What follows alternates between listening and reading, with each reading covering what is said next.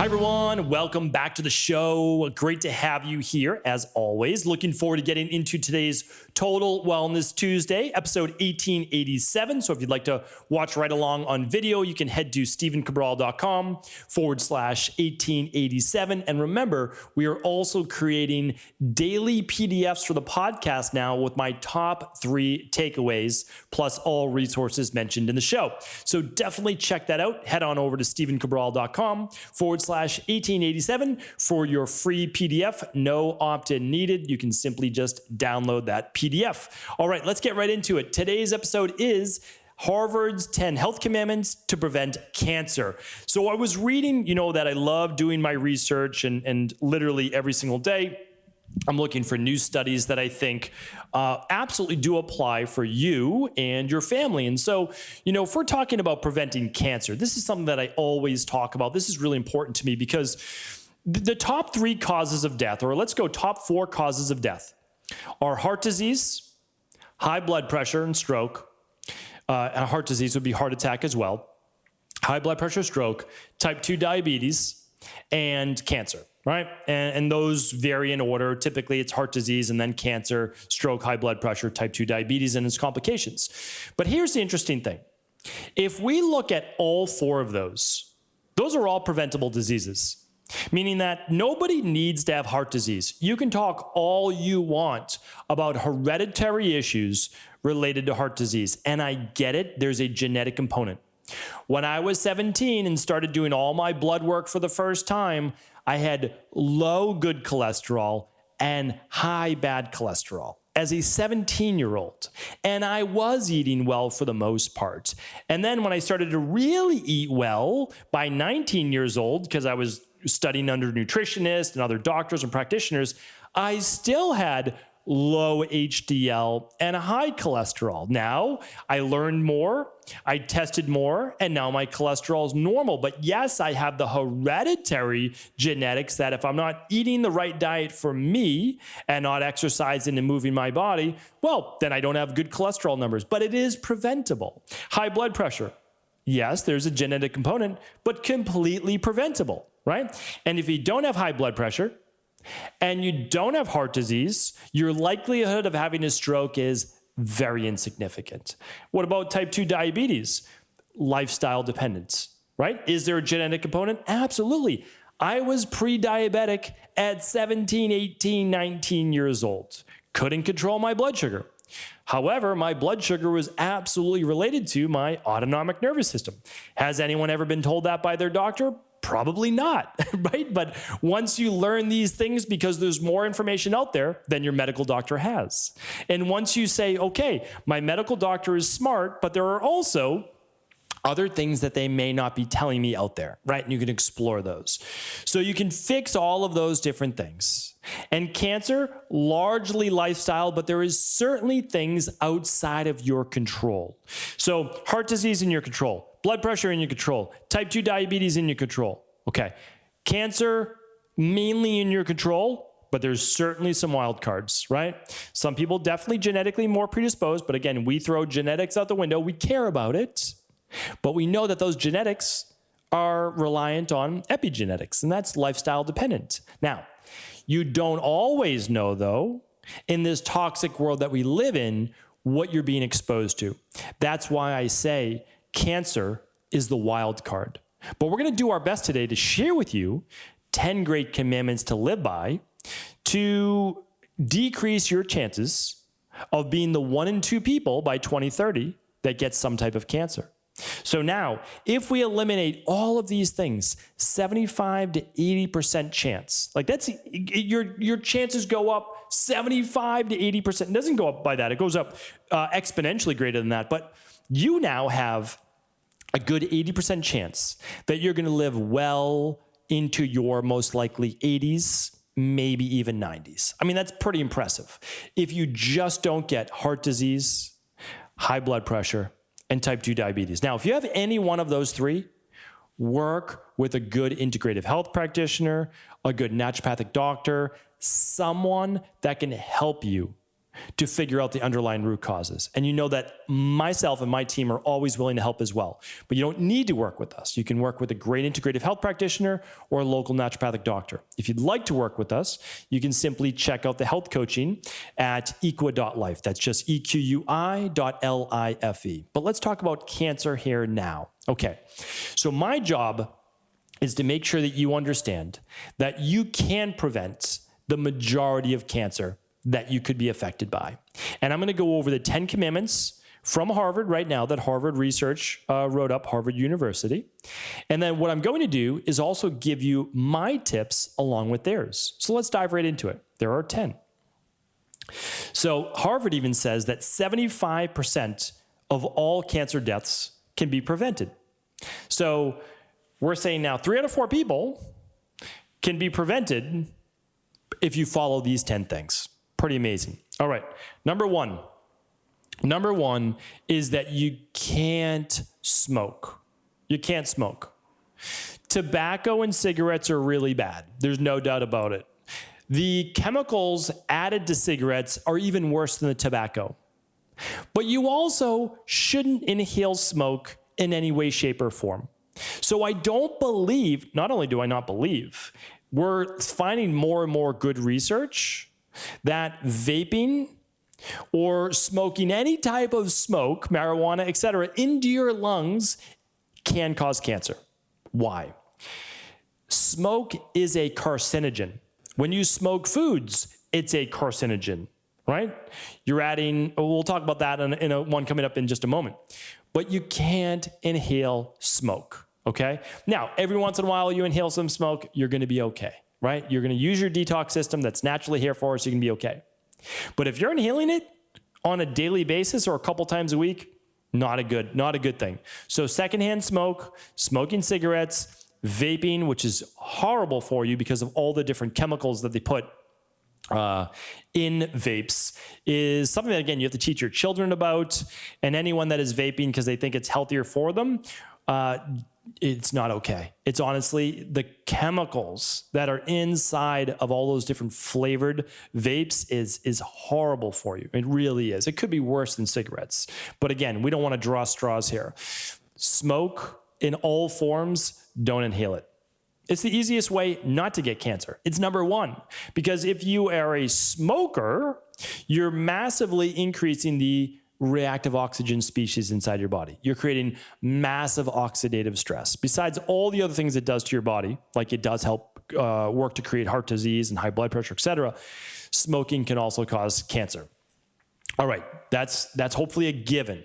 So if you smoke, please do your best through hypnotherapy, through any different type of smoking cessation program to help you to stop. Number 2, well, if stopping smoking is number 1, eating right is number 2. But most people say, well, you know, I eat pretty well. Well, let's talk about it. I did a whole podcast, which we're going to link up here today. Head over to stephencabral.com/1887. So I did a whole podcast on the only anti-cancer diet in the world that we know about. A lot of people right now doing low carb, high fat, high protein, high fat, high protein, low carb, all sorts of different programs. The only one that we know that naturally produces health and also cuts down on those top 4 causes of death is a higher produce diet. And again, I can't go all in on that today because today is the top 10. But I will link it up for you today. Definitely share that one with friends and family, and I'll link everything up today at episode 1887. Okay, so here's the thing. What's high produce? Fruits and vegetables, higher fiber, bright colors. Think about this. On a daily basis, do you eat anything red? Do you eat anything orange? Do you eat anything yellow? Do you eat anything blue? Do you eat anything purple? Right? Do you eat a lot of different greens? Because if you don't, you're not getting all of those flavonols and antioxidants that I spoke about actually not too long ago, that the human body needs about 400 milligrams of flavonols a day. And that helps to cut back on a lot of these specific issues. All right, I'm going to link that one up today too. So we've got a few podcasts that we're going to link up to, and that one is on flavonols. I'll have my team link that up. Okay, so here's the other thing. Besides getting in all those brightly colored fruits and vegetables, okay, and you can stick to all vegetables if you want. If you're not a fruit-based person, okay. I think you're making a mistake not eating any fruit. But again, if you're doing all veggies, okay, but get those 7 to 9 servings a day. All right, also, be careful. Well, we know, I'm not going to say be careful. Do not eat smoked processed meats. All right. Smoked processed meats. We've known this for 30 years. The Mayo Clinic came out with this at least 20 years ago. So I know at least 20 years ago, because 20 years ago I was telling clients, go easy on the bologna and the ham and the pepperoni and the salami, all the cured meats, all those smoked meats, those aged meats, those processed meats, the hot dogs, etc. They've all been shown to lead to cancer. Now, will every person that eats smoked meat or processed meat get cancer? The answer is no. You might be one of the two that don't, right? Like you might be, it's a coin flip, right? It's literally a coin flip, will you or will you not? So you just have to be careful. Again, if you eat some prosciutto every once in a while, are you going to get cancer?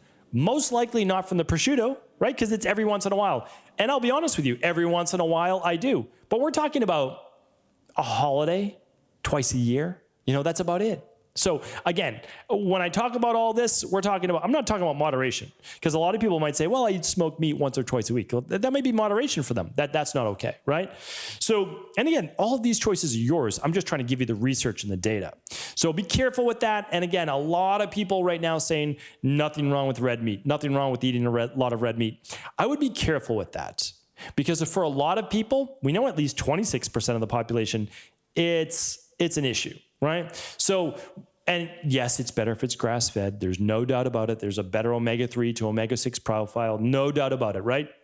There's less fat in grass-fed based meats. But I'll tell you this, for a lot of people, it can lead to cancer. And that's been proven. So again, I know a lot of people trying to cherry pick certain studies to say, oh, well, look at this doesn't lead to anything. Yeah, for some people and in the short term. But again, I will never play games with your health, okay? So I'm always going to err on the side of caution. Do I eat some red meat? The answer is yes. The answer is yes. Do I eat it more than once or twice a month? The answer is no, right? So I try, at the very most, I might have it once a week. And that's the very most. And the reason is I'm just trying to err on the side of caution. Even if I enjoy it, even if I feel good when I eat it, I'm erring on the side of caution, because there's reasons why I can feel good if I eat it. So again, just think about it. That's all I'm saying, is just think about the foods that you're putting in your body, and the ones that we know are anti-cancer, and the other ones that aren't anti-cancer, well, then those should be then a smaller amount, right? And I'm willing to bet that if you eat some red meat more than once a week, then you should be eating a lot of antioxidants and good veggies with that, and taking your omega-3s. Okay. Number 3 is this: exercise. Well, we know about exercise, but what is exercise? Well, exercise is most days of the week, right? Most days of the week. So if you're exercising, are you getting in 4 to 5 days a week? I won't go too deep into this one right now, but 150 minutes per week is the minimum of what we're looking for. So 30 minutes, 5 days a week. That's the recommended amount. All right. So try to get that in there. Try to schedule that in there. And if you can't do 5 days a week, okay, 4 days times 40 minutes, that'll work as well, right? Only have 3 days? Okay, an hour for 3 days. That'll work as well. All right. So, and try to do it every other day, right? So you're getting those benefits that last those 36 hours or so after your exercise. The next one, I'm so big on this. Again, like I really am. A lot of people talk about body shaming and they talk about body types. Nobody's a bigger proponent of body types and understanding your body than I am. Nobody pushes back against body shaming more than I do. I don't believe in it. I don't think it's fair. And you have to understand is that some people are born with an ectomorphic body, a Vata body type in Ayurveda. Some people are born with a mesomorph body type.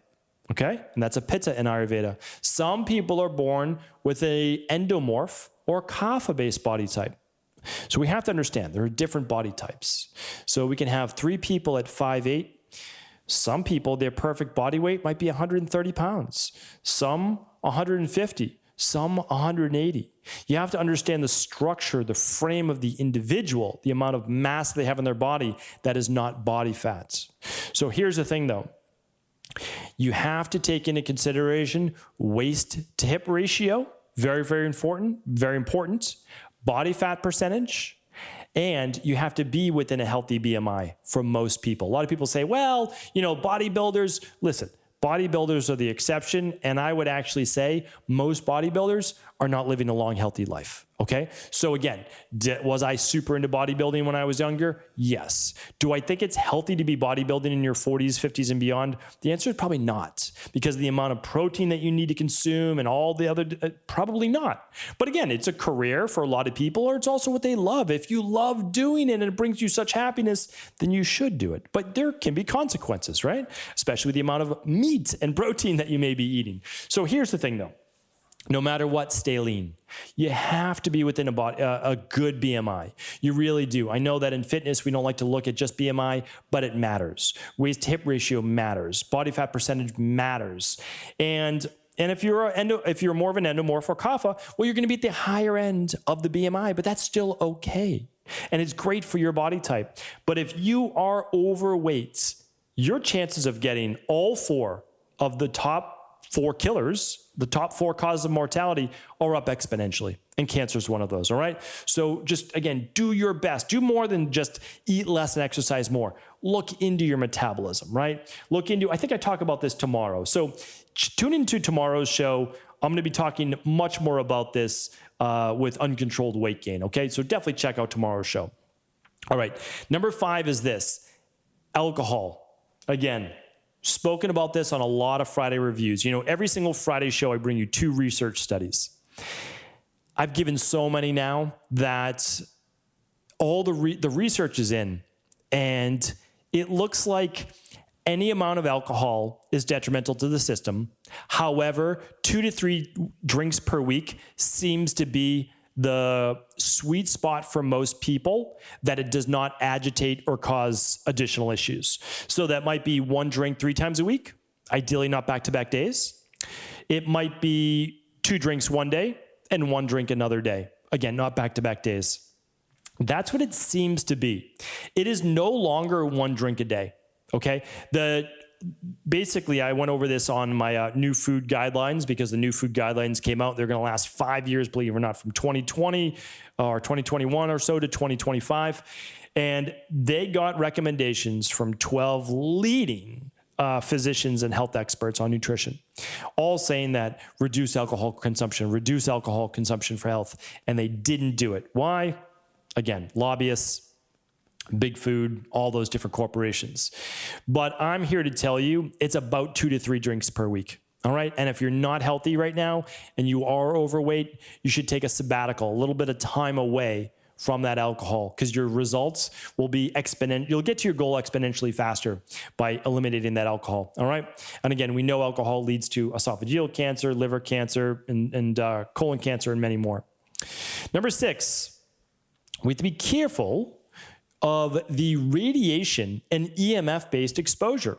And it's pretty amazing to see Harvard actually talking about this. Do they state electromagnetic frequency in that way? No, I'm going to link up the article here today as well. But they do talk about radon, radiation, and other things in our environment. So they're understanding that there is a lot of toxicity in the environment. They do talk about that. I'm coming up next with that one. Actually, I'll lump these together. Actually, they talk about electromagnetic radiation for the first time. This is amazing, right? Because why?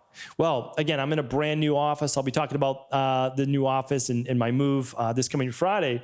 But here's the thing. I'm surrounded by 40, 50 other units. Everybody has Wi-Fi. There's cell phone towers. There's everything all around us. We need to be doing our best to combat and cut down on EMFs, because we know that it affects our DNA. It affects our mitochondria. It affects our overall health and inflammation levels. So really, really important. And again, many shows I have on EMFs. So the next one that goes along with it is environmental toxins. And again, everybody out there saying, oh, there's no such thing as toxins, or the people who do believe in toxins, they say your liver will take care of it. Trust me, it can't keep up. PCBs, parabens, sulfates, PBAs, there's so many different things, right? We've got all the different plastics in the environment, the xenoestrogens I've talked about before. All of these things enter our body through our nose or mouth, right? Through food with pesticides, nasal cavities, through breathing, our eyes, our skin through dermal exposure, because remember, they are porous, and our liver just can't keep up. Does it detoxify our body every second of the day? It absolutely does. Does it get everything? It absolutely doesn't. And again, anybody who doesn't believe it, that's okay. You never have to believe. I say test these theories, test them out. They're not even theories. Test these facts if you'd like. And over at Equi.life, you can run a heavy metal test. You can run a environmental toxicity test. And believe me, I've never seen anyone come back at 0. And we run tens of thousands of labs every single year. All right. So what do? Well, we have to do our functional medicine detoxes every quarter, right? That's a must now. We live in an environment with over 100,000 man-made chemicals, 50% of which are carcinogenic, which means have the potential to cause cancer. We know this. We need to be doing a heavy metal detox once a year. So we need to do these things to get these toxins out of our body, and they're all natural, and we can do them, again, very safely, very easily, and they don't have to disrupt our lifestyle. Again, all of that will be found at Equi.life. Number 8. All right.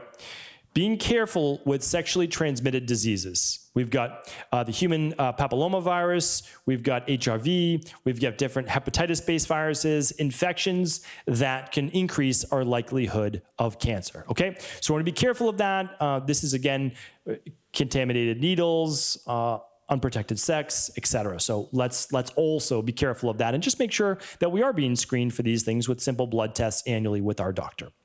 Number 9, and I'm going to link this up for as well because I did a whole show on it just about 3 weeks ago. Let's see if I can find it for you real quick right here. I'm terrible at looking back. There it is, though. 1838, new discovery on cancer and your sleep clock. It is not enough to be getting 8 hours of sleep a night. You need to be getting the right type of sleep at the right time of the day. I want to be linking that up for you, but do make sure to look at the connection between sleep and cancer. If you don't get enough sleep, you're going to have higher levels of blood sugar most likely. It's going to cause you to gain weight. You're going to have more inflammation. And hormones are going to be thrown off. And it's going to lead to all of these preventable-based diseases, including cancer. The last one, it's a double-edged sword. We need enough vitamin D. Okay? Vitamin D has been shown to help prevent cancer. Why? Well, because it boosts your immune system. It actually helps lead to a level, balanced immune system. A balanced immune system helps us to kill cancer cells all day long throughout the day, right? That's the great thing. Now, the best way to get your vitamin D is through sun. I just moved somewhere sunny for a couple months. So what am I going to do? I'm going to get safe amounts of sun. You don't want to get a sunburn. A sunburn over and over and over can lead to cancer. Okay? We don't want that, right? But safe sun exposure, where you don't get a sunburn, but you get a tan, allows you to get vitamin D naturally. However, most people don't maintain a tan all year round, which is why they use vitamin D. I use vitamin D. I use 4,000 IUs, which is simply 4 drops of our liquid vitamin D over at Equilife. And then my daily nutritional support supplement has 400 IUs. So I get 4,400 a day. That seems to keep me right in the sweet spot between 50 and 70 on my blood work. And my numbers are usually between 57 and 64 consistently. So that's what we need to do. Those are the big 10 from Harvard. You've heard me talk about intermittent fasting before. All of those things are great, but these are basically things that you need to stay away from, right? So it gave you the big 10, we'll call them, the 10 commandments from Harvard University that I wholeheartedly agree with, that we need to make sure that we are protecting ourselves against, and of course, trying to help all of those around us that we can as well. Whether it's a loved one, family member, community, coworkers, you name it, always do feel free to share this information with anyone you believe it could serve. Take care of everyone. I'll link up all those previous podcasts for more information and the Harvard article at stephencabral.com/1887. Take care.